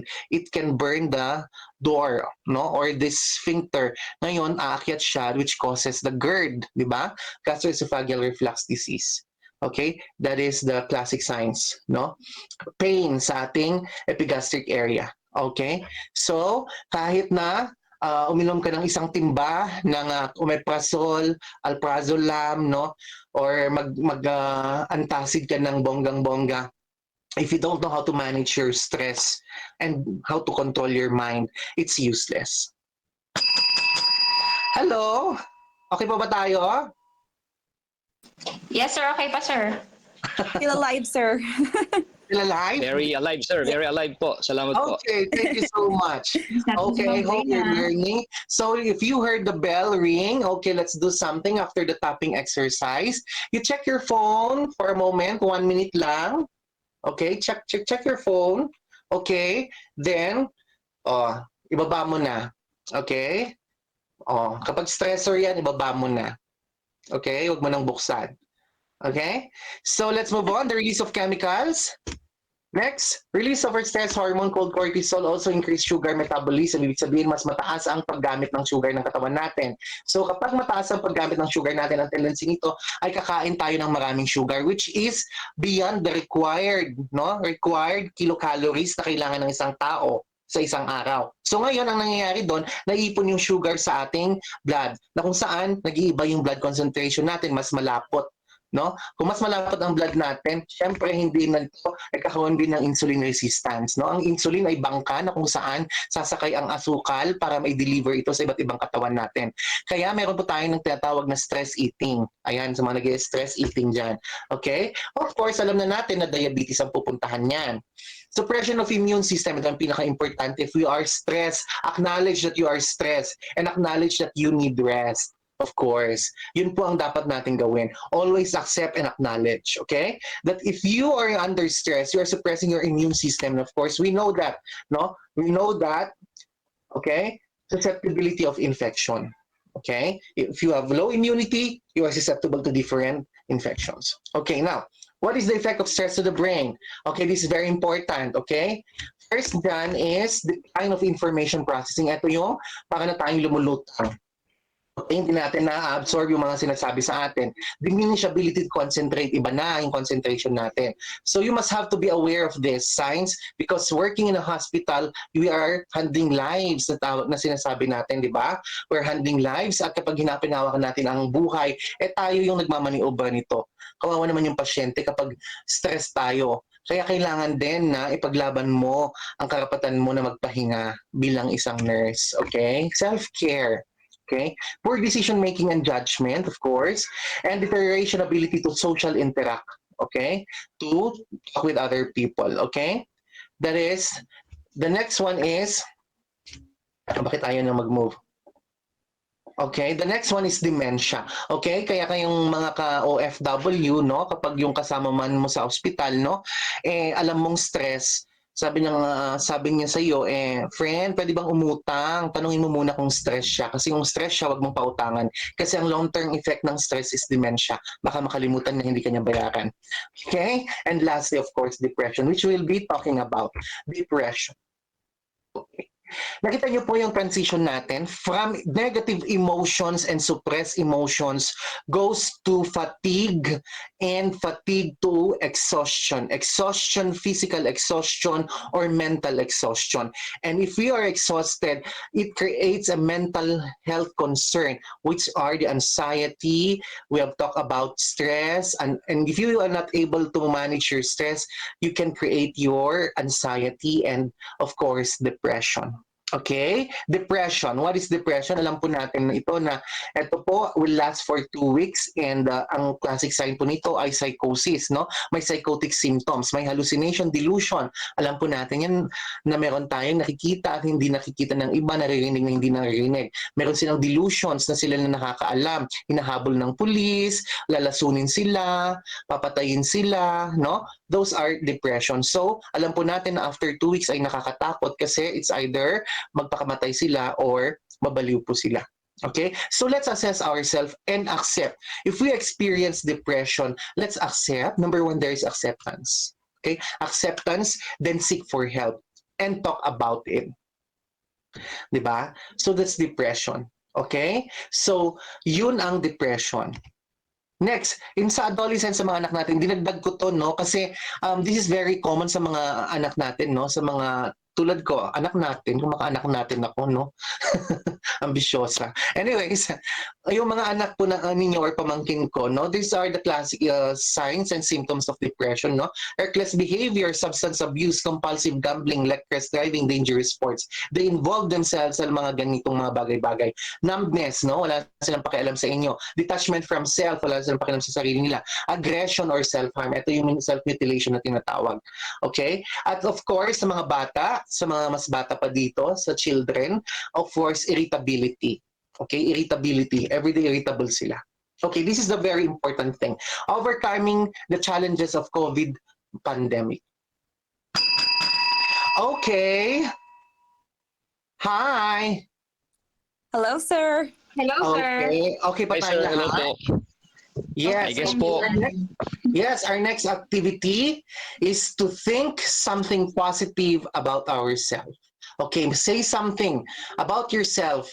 Ayan, positive word about yourself. Say something and lagay natin yun sa ating utak. Lagay natin yun sa mind part natin. I am Ricky. I am blessed. I am loved. And I can survive. Okay? Yun po ang ilagay po natin, no? Tingnan, ayan. So say something positive about yourself. Okay? The first person to appreciate yourself is yourself. Okay? Okay. Now let's move on. Overcoming the challenges of COVID-19. Do I still have time? 11. Oh, saktong-sakto ah. Okay. Overcoming stress first or anxiety. Master the problem solving. Very important po ito. Okay? Problem solving. Ang pinaka-importante po dito is the word not to escape. The best way to escape your problem is to solve it. Or not everything that is faced can be changed, but nothing can be changed until it's faced. So in short, you have to face your problem. Do not end the day without facing the problem. Okay? And you must know how to identify what is a problem and a normal problem. Baka naman yung problem na sinasabi mo is yung mga eustress mo sa hospital na normal mo namang ginagawa. No? Ginagawa mo naman araw-araw. So that's not a problem anymore to you. You have to label your emotions properly. Okay? Ito pong pinaka-tip natin. Ano? You have to label your emotions properly. When you are happy, acknowledge that you are happy. When you are sad, acknowledge that you are sad. Because if you don't label your emotions properly, doon na tayo nagkakaproblema. Malilito na yung mind and brain natin. Kung ano nga ba talaga yung nararamdaman niya. Okay, so yung first, number one there is label your emotions properly.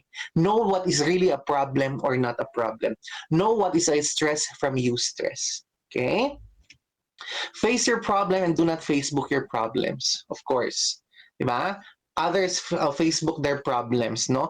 And nakaka-apekto sila sa mental health ng ibang tao. Di ba nakakainis yun? Kaya ang ginagawa ko, syempre tatanggalin ang mga hindi ka nais-nais sa Facebook. So it's okay to lose a friend. Okay? It's okay to detach from an old friend. It's okay just to protect yourself and your sanity, to keep yourself your sanity intact. It's okay to lose a friend. Okay? That's very important because now we have to adapt, cope, and survive. Sabi nga ni Marisol Soriano, ang mga bakterya pinapatay. Hindi ibig sabihin literal ha, winawala sa ating buhay para mag-survive tayo. Next, change your negative attitude and perspective in life. How do we do that? Okay, here is an adage. It's not the load that breaks you down, it's the way you carry it. Paano natin i-handle yung isang problema o isang sitwasyon para yun ang mas bearable, no? Yun yung talagang kung paano natin i-handle yung isang problema.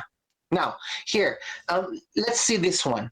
If you are too focused from your past, you are probably creating depression. If you are too obsessed with the future, you're creating anxiety. So my point here is that we have to live every day present. Okay? Spend your day in the present. Sa araw lang na to. Okay? Para maiwasan natin na mag-catastrophize. Catastrophizing is thinking something that didn't happen yet and mamaya nagkakaroon ka na ng anxiety. So the future is anxiety, past is depression. Okay? So nangyayari dyan, kapag nagkakaroon ka na sa present, meron tayong tinatawag na 5-5 rule. Do not think of a thing for more than 5 minutes if it will not happen for 5 years, 5 months, or 5 days. Mas lalo ngayon, 5 days ngayon kasi pandemic. Okay? To avoid catastrophizing. So ngayon, ang gagawin mo kapag nag-iisip ka ng kung ano-ano, you have to talk to yourself. Sabihin mo, oh, Ricky, nagka-catastrophize ka na naman. Hindi naman mangyayari ka agad yan. So you have to face it when it's there. Okay? So if you live by the day, live by the day, enjoy what is the moment kasi sayang yung araw na lilipas kakaisip mo kinabukasan. Okay? You live by the day, appreciate what you did for the day, appreciate yourself na anong nagawa mo ngayon. So it's really very important ngayon to appreciate yourself because no one can appreciate yourself except yourself. And you have to enjoy the company of yourself. Okay? Yourself. What I'm trying to say is yourself. Self-care. Okay? Self-care muna tayo. Kahit gaano tayo ka-busy, maglaan at maglaan pa rin tayo ng oras para sa sarili natin. Self-care. I would just like to share a book that I've read that it says, the title ng book is, You Cannot Save Them All. Okay? You cannot save them all. Okay? Kaya, self-care pa rin. Okay? O, hindi mo rin naman pala may kukuhan lahat, di ba? Mag-self-care ka na lang kaysa mapasama ka sa kanila. The next there is that, of course, make a positive meditation. Okay? When you are stressed, okay, sa trabaho natin, nasa school, nasa hospital tayo, you have to calm your mind. Na kung saan, you have to think of something that will help you to calm down. So one meditation here is that praying is another form of meditation, or you can use these phrases, be still and know that I am God. God is bigger than my fears. Or you talk to yourself. Make it a meditation. Pagising mo sa umaga, magsabi ka na ng positibong bagay sa iyong sarili. Every day you do that, every day you remind that, and it will be, and sabi nga nila, the universe will conspire to help you out. Next, daily routine. So avoid stress, di ba? So ngayon, reduce needs to make decision making each day, which can be stressful. So gawin mo na yung routine mo. Meron ka na dapat daily routine. Hindi yung nag-iisip ka pa kung anong isusuot mo kinabukasan, dumadagdag pa sa stress mo. No? So gawin mo na ngayon, bago bukas, para bukas, alam mo na kung anong isusuot mo. Okay? Emotional regulation ng EQ or the calming emotional brain. Our EQ, minsan nalalaglag ang EQ natin, no? Because of this thing, okay? Because of the information processing of our brain. Number one, look at the left side of your screen. It says there, calm state. When your mind and brain is calm, okay, ang nangyayari po sa information processing kapag nakita siya ng emotional stimulus, no? At saka sensation, pupunta yung information sa ating thalamus. Pagkatapos pupunta siya sa thinking part ng ating brain, which is the cortex, and the amygdala, which is the feeling part of the brain. And lastly, it will give you emotional response or behavior or action. So in short, these are stimulus na ini-interpret. Ganito magtrabaho ang brain po natin. Okay? So ngayon, binigyan ka halimbawa ng isang pasyente mo sa hospital, no, na gumaling from COVID, di ba? Ang saya-saya mo. Then nagpasalamat siya sa iyo, tapos may pakimkim pa, di ba? So sobrang saya mo, pupunta yung emotions ay yung signal sa ating thalamus and thinking part of the brain. So mag-iisip siya, ay, ang bait naman nito. I'm so happy. Ito na yung I'm so happy. Pupunta sa amygdala natin para sa kanya. Kaya ang response mo, yayakapin mo siya at magpapasalamat siya. Kung calm state yung utak natin. However, kapag stress po tayo at angry, galit po tayo, nagbabago po ang information processing. Okay? Ang mangyayari, emotional status, thalamus, pero ang nangyayari, shortcut po siya. So from thalamus, yung information pupunta sa feeling amygdala, okay? Pupunta ka agad sa feeling without thinking na nawawala na yung thinking part natin. Kaya nagkakaroon tayo ng behavior na negative kasi nawawala yung thinking part natin. Kaya ang tawag po dyan ay amygdala hijacking. Na-hijack yung amygdala. Okay? Yan po ay karaniwan, lahat po tayo ay biktima. Pagpasok mo pa lang doon sa ospital, sa nurses station, meron ka lang nakita, galit ka na kaagad. Hindi ka man lang nag-isip. Tapos maya-maya, may guilt feeling ka nang nararamdaman. At yung guilt feeling na ito mararamdaman mo hanggang matapos ang duty mo, ay di-stress ka na ng bonggang-bongga. Okay? Kaya ang emotional response mo, whole duty mo, nakasimangot ka. 'Di ba? So sinong lugi? Ikaw. Kasi inalaw mo na ma-amygdala hijack ka. Okay? Yung mga nanay, pagpunta sa bahay, nakita yung anak, no? Walang ginagawa kundi mag-ML, na hijack ka agad. Pero hindi man lang nagtanong. Pero nasabi niya, hindi mo lang ginagawa yung module mo. Tapos nung sinabi ng anak na nagawa na yung module niya, kaya siya nag-ML, ngayon nakokonsensya siya, paano bumawi, paano mag-undo. O di ba? So, hijacking. Okay? Na-amygdala hijack tayo. Next, anong dapat natin gawin? Focus on the things that you can control. This is very important, nurses.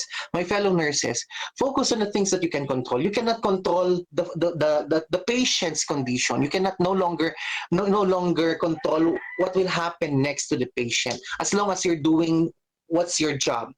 You cannot control the emotion of other people, the way they talk. You cannot control your colleagues. You cannot control your families here in the Philippines. You cannot control your teachers, your boss. No, you cannot control all those external factors. What you can control only is your emotion and your behavior. Okay, so if you have the power to control your emotion and behavior, if you see and you experience na yung experience na yun is a negative, yung experience na yun is external factor, you have to say and remind yourself that, oh, this is external factors. In yourself, you have to protect a space for yourself, a free space that nobody, even your closest friends or relatives, can penetrate that space. Okay? Do not allow them to penetrate that space because that is yourself. Okay? Now, in responding to those external stressors, you have to, of course, control control your emotion and your behavior. So if it's the external factor pala, okay, fine. Salita ka lang dyan ng salita. Okay, gagawin ko lang yung work ko and I have to focus on my work. Okay, control. No? Focus on the things that you can control. Okay? Kapag masyado kang immersed sa news, okay? Wag masyado. Okay? Not too much. It's okay to know about the news, but to be immersed about the news, hindi na po nakakatulong yan sa mental state po natin. Okay? So you have to control your mind as well. Practice controlling your mind kasi mind is so powerful. Next, having a sense of purpose and mission and vocation. As a nurse, life's most persistent and urgent question is that what are you doing for others, right? And there's no question about nurses. What are you looking for others, according to Martin Luther King? Nurses are people who are very compassionate, no? Hindi umaangal, kaya gustong-gusto ng ibang bansa. Hindi umaangal, na masipag, no? So these are characters, and na-embody na natin yan. We have the TLC, no?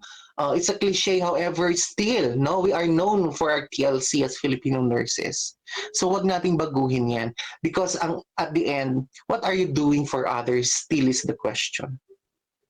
And doing this will make and create a positive, of course may mga positive pa naman tayo, positive hormones naman tayo sa katawan natin. And if we do this one, ma-overcome natin yung stress natin because nag-release ng happy hormones naman yung ang ating katawan, which is the DOSE, no? D-O-S-E, no? Dopamine, oxytocin, serotonin, and endorphin, if I'm not mistaken, no? Those are the happy hormones natin. Okay? Next, make your position a mission. Make your position a mission, not an intermission. Okay? So because others, my God, ngayong pandemic, oh my God, dito natin makikita kung sino talaga yung totoong tao sa buhay natin. Dito natin makikita kung sino talaga yung politiko and mga statesman. Because others make their position as an intermission. Okay? Okay. Next, inspire and be inspired. Unlock the God-given talents and potentials. Therapeutic and great distraction. Okay, let's unlock your given talents, no? Pag wala kang ginagawa, off mo, ang gawin mo, this is the perfect time for you to do the virgin activities. Magpaka-virgin ka. Hindi, joke lang. you do the virgin activities in a sense na yung mga activities na hindi mo pa nagagawa na gusto mong gawin, or like for example, if you don't play the violin, then play the violin, play the piano, di ba? But do not play with boys or girls, hindi, joke lang, no? And of course, doing these God-given talents and unlocking these potentials, you are creating a therapeutic effect to yourself, which increases the happy hormones also, overcoming the stress hormones, which is the cortisol. Kasi yun yung iniiwasan natin. So as our mind will be calmer, and nakita nyo naman yung effect ng increased cortisol sa ating katawan. And of course, it can be a great distraction sa mga iniisip natin. You are distracting the brain. Yun yung sinasabi ko kanina, if you are stressed, do the finger exercise. Then, kasi ang nakaprogram sa utak mo, kapag ginaganito mo yung mga fingers mo, ibig sabihin you're relaxing. Okay? Kaya the next time around na ginalaw mo yung fingers mo, ayan, sasabihin niya, nag-relax siya. Okay? So, kaya yung sinatawag natin na hugging a tree. It's not actually the tree that is therapeutic, no? The action of hugging. Because hindi po nakikita ng mind and brain natin, hindi interpret kung sino yung kayakap natin. Ang nakikita niya, dinidetect niya, is yung muscles na gumagalaw, na naka-record sa kanya nang may kayakap tayo at nag-release ng happy hormones. Okay? Hindi rin po yung halaman ang nagkapagbibigay sa atin ng saya. No? When we are tense and anxious, then magtatanim tayo. Kundi yung pagbungkal sa lupa. Kasi we are transferring the energy, our negative energy, sa lupa. Your strength na hindi nagagamit. So instead of thinking and overthinking, use of this creative juices na na-create kapag anxious tayo in something positive. So, yung mga iba nagtanim, yung iba nagnakaw ng tanim, o di ba gagaling talaga ng mga Pilipino? O yung iba, ang daming ang daming yung gulay sa amin ginawang pinakamahal na halaman, no? Yung mga ganung bagay ba? No? Just kidding aside, those are the things that you can do. You have to reinvent yourself always. Inspire before you retire as a nurses. Yun lang lagi kong sinasabi ng aking mentor, naman si Ma'am Rufina Abol. No? You have to inspire before you retire. Inspire before you expire. Alam nyo yan. Diba? Kapag makapag-endorse tayo, parang natural na lang ang word na expire. Ayun, expired na siya. Diba? Wala na yung apathy, no? Naging apathy na. Okay, inspire before you retire. Expire. Love thyself. Of course, rest is very important. When you are tired, learn how to rest. So always remember, always ilagay natin sa mind natin, my fellow nurses, that rest is very important. Okay, sleep is very important as well. You know, 85% according to studies, 85% po ng cause ng mental illness, mental disorders are lack of sleep. Then of course, exercise increases your happy hormones. Observe self-care practices. Of course, the first person to appreciate yourself is yourself. So love yourself. Self-care is the best care. Okay? Self-care. Kahit anong sabihin ng iba, excuse me, I'm doing my self-care. Can you please respect my private space? You're invading my private space. Thank you for respecting it. Ganun ang gawin nyo. Okay, communicate yourself properly. Okay, wag pagalit. No? Alam natin yung emosyon natin, minsan hindi tayo nagiging mindful. So if you want to express something and communicate your emotion, you must have to express it properly. Okay? Because sometimes nakita ninyo, magsigawan sa ward, ang ichichismis ng ibang nurses at mga ibang kasama doon is hindi yung mga point ng bawat isa, kundi ang sasabihin nila at ikikwento nila ay yung nagsigawan sila. O di ba? So mas yun ang namamagnify ng brain, namamagnify ng mind, yung negative. Okay? Self-care. Communicate properly your emotions. Exercise, of course. Ayan. Adequate sleep, as I told you earlier. Earthing and nature treating. Forest bathing is important kasi according to studies, no, forest bathing or earthing help you to be grounded. So we have the grounding techniques, no, the 5 4 3 2 1 technique, no, na you have to 5 things that you can touch, 4 things that you can see, 3 things that you can smell yata yon. I'm not sure. I'm so sorry. 2 things that you can 2 things that you can feel, and 1 thing that you can, 1 person that you can taste. Hindi, joke lang. 1 thing that you can taste. Okay, so those are the grounding technique. It brings back to you the reality. Okay, sorry sa mga joke ko ha, kasi alam ko naman mga nurses tayong lahat. Open-minded tayo, di ba? Okay, next. Check your lifestyle issues, o di ba?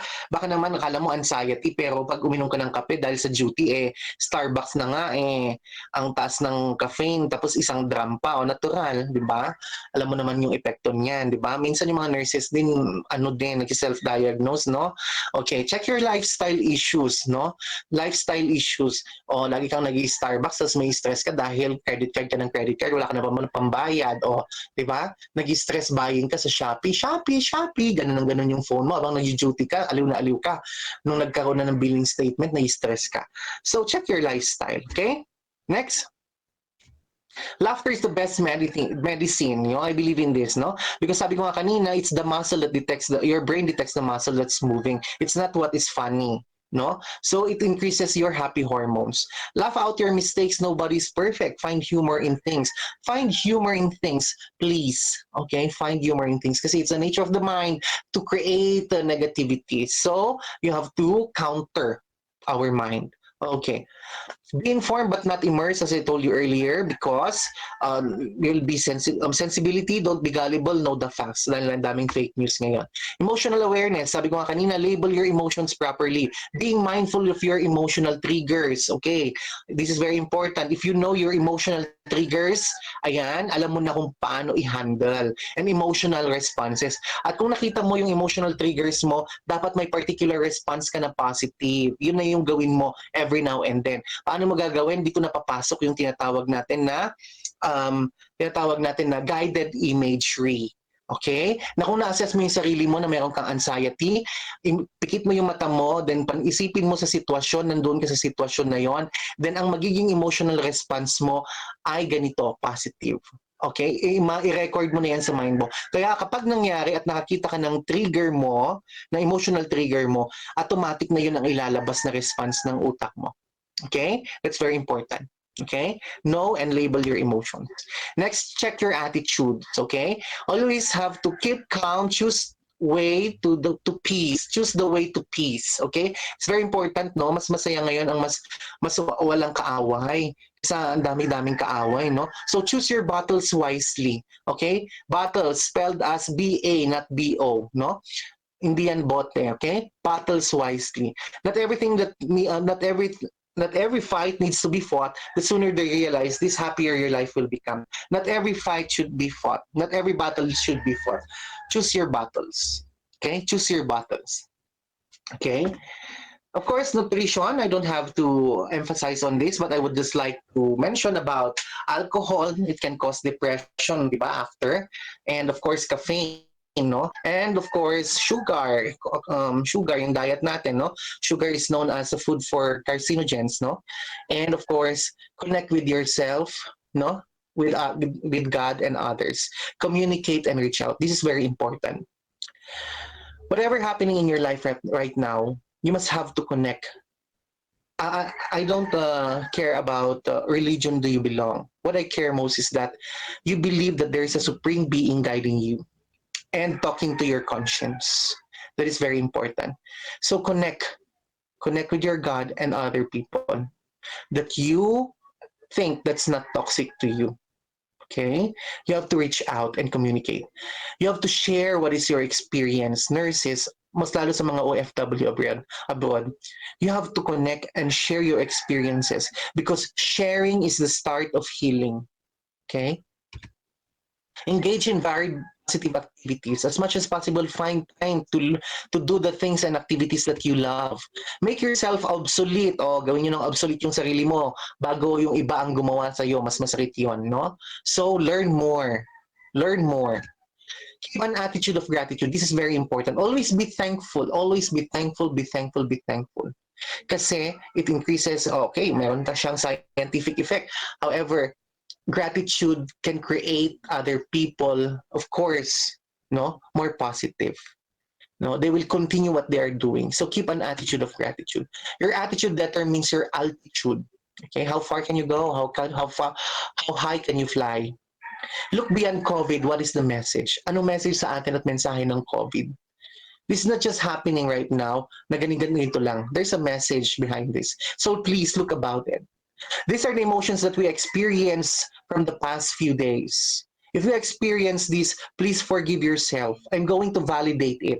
We have experienced this kind of emotions because there's not enough resources. Hindi ba? Kulang ang mga resources natin noong mga panahon na yon. Walang trabaho, no, not enough information, daming fake news, not enough time, no one was prepared for this pandemic. No, kung alam mo lang, nag-prepare ka, nag-ipon ka, meron kang resources, and not enough truth. Wala masyadong katotohanan na lumalabas kasi nga, ang dami-dami ng lumalabas na kung ano-ano. So this created different emotions. And forgive yourself if you have experienced this. You accept that you have experienced this. It's okay that you experience these negative emotions because our situation is abnormal. Okay? Our situation is abnormal. That's why it's okay to feel those emotions. Okay? So everything is a test of our character. Everything is a test of our character. That's one message of this pandemic. So we need to heal as nurses and frontliners. We need to heal ourselves so as we can give complete healing to our patients. So your emotions are valid. That's what we call the butterfly hug. Okay? The first person to hug yourself, you do the butterfly hug. This is proven effective. You hug yourself and appreciate yourself. Okay? You can hack your mind and your brain by doing this. Okay? Kahit wala kang kayakap. Sa mga single, effective ito. Hindi, charot lang. Sa lahat, effective ito. Okay? Butterfly hug. You are valid. What we have learned from this pandemic, life is short, that is certain, yes or no? Yes. Health is wealth, totoo. No, genuine relationship are important, no? Bawal ang plastic ngayon, di ba? Tinatapon at pinapatay. Hindi, joke lang. May mga pag may sinuksok, may madudukot. It's very important. This is the savings na tinatawag natin. Life tests us. Yes, life tests us.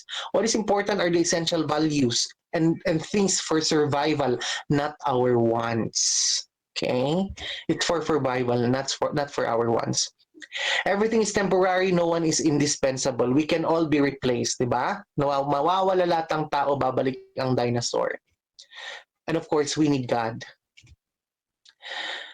Nurses, thank you so much, fellow nurses. Never stop being a good person because of bad people. This is my life challenge as an OFW. Bakit po ako umuwi ng 2019? Because I was diagnosed with panic anxiety disorder. I self-diagnosed at time. Nung nasa ibang bansa ako, akala ko kaya ko. Okay? I've been an OFW for almost 6 years. No? I thought I can manage my emotions. Pero hindi pala. I suppress my emotions. Now, I was diagnosed with panic anxiety disorder. Lahat po ng mga experiences na sinabi ko, examples na sinabi ko sa panic anxiety disorder, ako po yun. Okay? It's me. I cannot control anymore. So dissociation and everything. So 1.5 year na tinanggap ko na magkaroon na meron ako nito. 1.5 year kasi nag-self-diagnose ako. 1.5 year na tiniis ko yung mga iba't ibang sintomas niya. Then after that, sabi ko hindi ko na kaya. I have to go home. Kaya noong August 22, 2019, I need to go home and be back here. Sabi ko sa Manila ako magpapacheck ng psychiatrist kasi normal naman na lahat ng laboratories ko. So I know it's psychiatrist na. Then pagpunta ko sa Manila, sabihin ba naman sa akin na November pa availability ng mga psychiatrist, di mamamatay na ako. Di ba may impending doom? Sabi ko, mamamatay na ako noon. Kaya tinawagan ko yung friend ko. Then pumunta po ako ng OWA, humingi ako ng tulong nila. And I was referred to a public hospital here in Baguio for my psychiatric evaluation. Now, I was diagnosed with panic anxiety disorder and I underwent psychotherapy at the same time. I am taking medications until now. My point here is that I know you're an OFW working abroad for your family and for the future, but please don't forget yourself and your mental health because there's no health without mental health. My point here also is baka nag-iipon ka lang dyan ng pampacheck up mo. Okay? Self-care pa rin tayo. So yun yung mga natutunan ko. Now, having this disorder, I have to accept it. I have to accept that I have disorder. Now, I have to look what is the positive thing that I can do from this negative experience. And that's the reason why I put up a support group, which is called the Anxiety and Depression Support Group Baguio City. because I need to help. I need to help others. I need to let them let them know that there is life after diagnosis. There is life, and there's someone who can understand them. Okay, that is my life challenge. So going home, of course, with my money, no, with my money abroad, yung mga pinaipon ko, wala na ngayon. So when people ask me in my journey as an advocate and volunteer, here is my SALN. Statement of Asset and Liabilities and Net Worth. Bank statement and asset, okay. Ang liabilities ko, negative. Ang net worth ko, di ba? To compute your net worth as a person dito sa mundong ibabaw, you have to less your asset and liabilities. Pero ang net worth ko as a person dito sa ibabaw, negative. But what I'm trying to say is that this is my real asset and statement.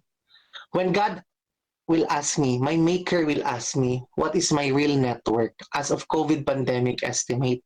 I have talked to more than 300 people with regards to mental health. More than 10 people was rescued. I rescued 10 people during pandemic. More than 40 schools or plus ngayon, hindi pa naidagdag, and offices visited for mental health talks. More than 20 patients assisted. More than 300 calls and messages accommodated here in the city. And finally, I am one of the person who pushes the city ordinance or the mental health ordinance in this city. Ganun po ang nagagawa ng mga nurses, no? Napaka-creative nila. When I was diagnosed, it wasn't easy. So that's the reason why I look for my teacher, which is Maya Angelou. Ambisyosa, no? If you don't like something, change it. If you can change it, change your attitude. When I was diagnosed, the stigma is there.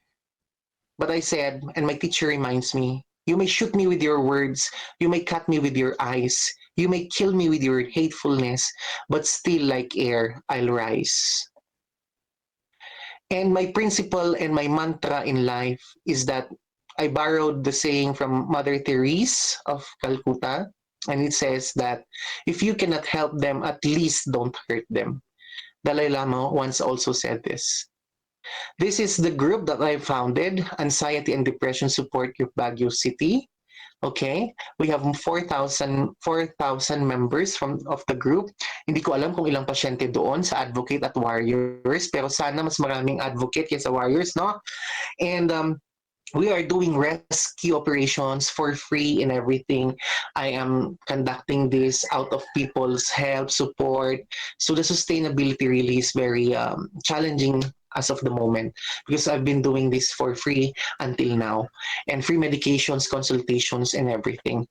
This is for the group. So you can check our group, you can join our group. So as you can see, there are different activities. And the time na nandun po ako as an OFW at nagkaroon ako ng panic na muntik na akong tumalon sa train station na wala naman akong kaplano-plano, biglang sumagi kasi sa utak ko yung word na choose life. Kaya sabi ko, hindi naman ako magpapakamatay, pero bakit sumagi sa isip ko yung choose life, choose life. So ngayon naintindihan ko na. I have to choose life to be the life of others who are trying to survive in their emotional adversities. That's why, choose life. Kaya po, mga nurses, fellow nurses, saludo po ako sa inyo. Maraming salamat po sa PWU nurses, graduate nurses, sa mga staff and management. Thank you for your time and listening. Of course, I would like to credit my professor, Rufina Abul, Philippine Mental Health, and of course, the different mental health organizations that is helping me until now. And the source of my slide, which is World Health Organization, some of my slide. Thank you. Inhale, exhale. God bless everyone.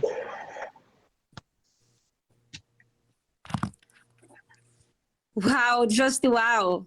Thank you, Mr. Ducas, for that incredibly insightful and fun presentation. I enjoyed the tapping and breathing exercises, and I would like to say that you looked amazing and very natural on camera. Now, Sir Ducas, it is time for the question and answer portion of the program. Unfortunately, due to lack of time, we can only entertain 2 questions. Mm-hmm. Let's see. Okay, so our first question is from Miss Ling Fei. Miss Mm-hmm. Ling Fei, please go ahead with your question. Okay. Hi, sir, and everybody. I'm Lin Fei, nurse from China. My Oh, question is, how can we expand mental and behavioral health measures during this time of pandemic? how can we expand mental and behavioral health measures? Am I right? In times of pandemic? Yes, yes. Mm-hmm. Okay. Now, this is the best and powerful time to make use of the technology and the social media. And this is very because due to lockdown, quarantines, and everything, no, this is the best measure and the best time for us to expand mental health and behavioral health measures. No, we can continuously the social media to communicate, provide information, and even do the telecounseling.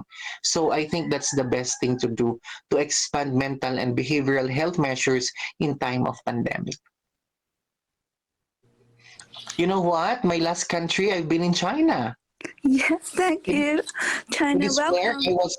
It is where Welcome I to was China. diagnosed with panic anxiety disorder. It is where I was, I was suffering from different signs and symptoms when I was in China. So nice to meet you, Ling. Ni hao. 你好. Nice to Like, meet you too. Thank you. 谢谢 Thank 你. you. Thank you, Mr. Ducas, for that fantastic explanation. Thank you. Now, welcome, sir. Thank you. Last but not the least, we have our second question. Our second question is from Miss Heidi. Miss Heidi, go ahead. Yes, ma'am. Thank you, ma'am. Sir, thank you for that very insightful lecture. I'm Heidi Pasco from Taguig City, sir. My question is, what is the most important lesson you have learned from working with the anxiety and distress group?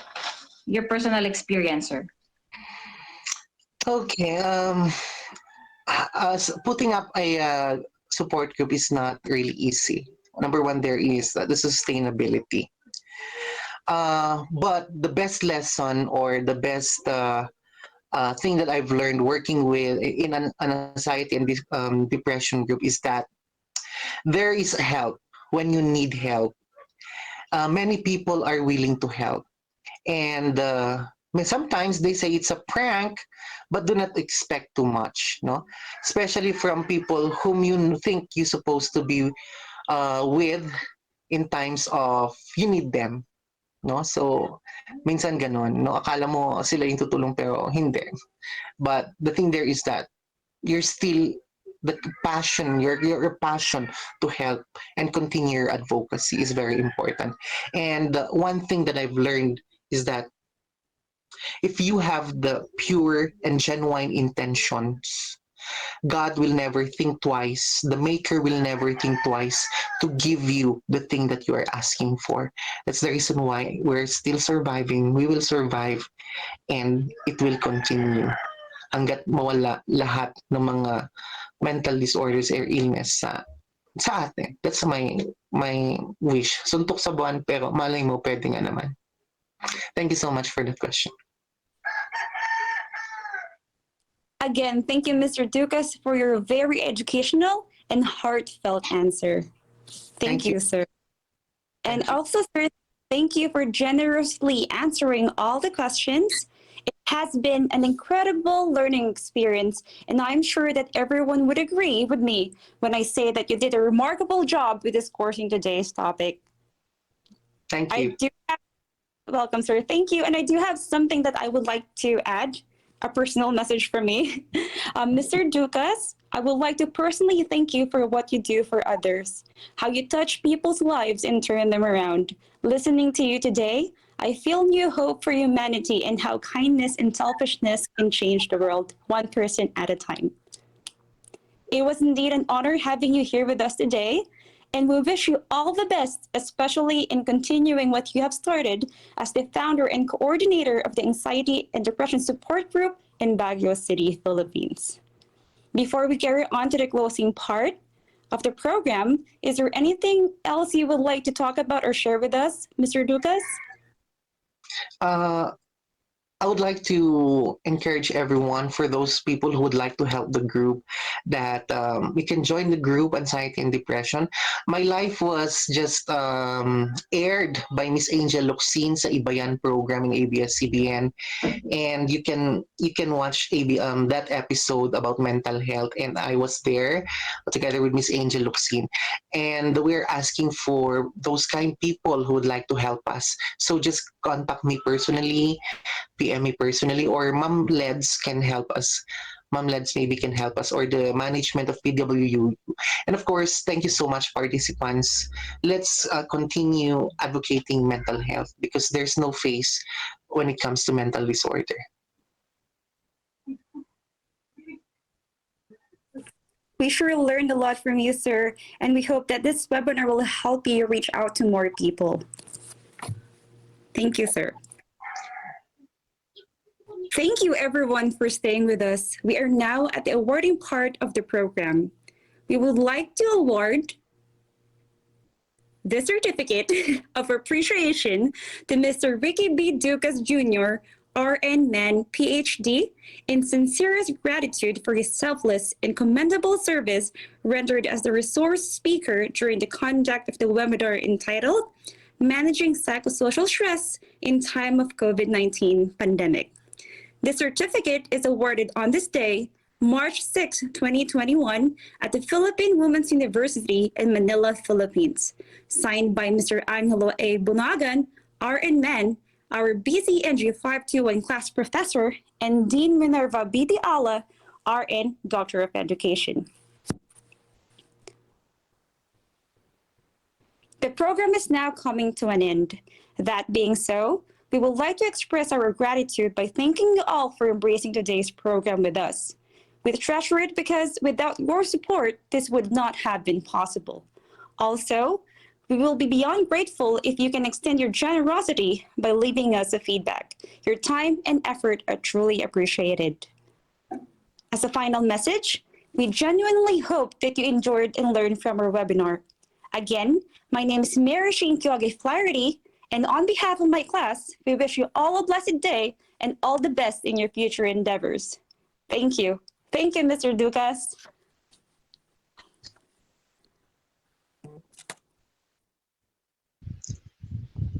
Hi everyone, thank you Sir Rick Ducas for gracing our event today. My name is Dan, and for those who are interested in supporting the Anxiety and Depression Support Group in Baguio City, they are accepting donations coming from you. You will surely give light to those who are in need as we did by sharing this to you today. Kindly refer to the donation information on your screens, and we also would like to invite everyone, especially those who have joined us through Facebook Live, to please click the evaluation link posted in the comment box. We could only provide certificate of participation to those who would accomplish the evaluation form. Thank you once again, and we wish everyone a good day ahead.